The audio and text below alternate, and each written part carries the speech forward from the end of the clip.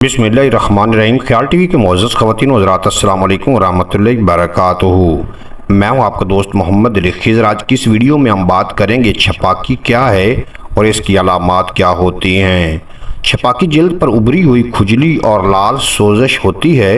ये मुख्तलिफ साइज़ की होते हैं और इसके बच्चे की जल्द पर कहीं भी नमूदार हो सकते हैं।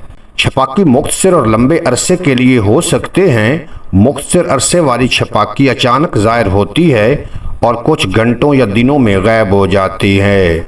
देर पा छपाकी 6 हफ्ते से लेकर कई महीनों या सालों तक रह सकती है। छपाकी इस तरह की दिखाई दे सकती है: सुर्ख या सफ़ेद उभरी हुई सोजश या मुख्तलिफ साइज़ के दाने। ये चंद मिलीमीटर से लेकर चंद सेंटीमीटर तक हो सकते हैं। एक अकेला दाना या सोजश ने जल्द का काफ़ी हिस्सा ढांपा होता है। दानों को एक ग्रुप जो कि बार बार ज़ाहिर होता और ख़त्म होता है। छपाकी के साथ बच्चे को ये भी हो सकता है शदीद खुजली, जलना, चुभना या सोजश की जगह पर पेट पैदा होना।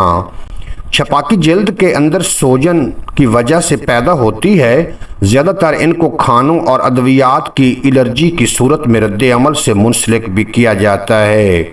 छपाकी को सरखोई भी कहा जाता है, जिससे तमाम बदन पर सुर्ख सुर्ख उभरे हुए आबले पड़ जाते हैं और इनमें खारिश शिद्दत से हुआ करती है।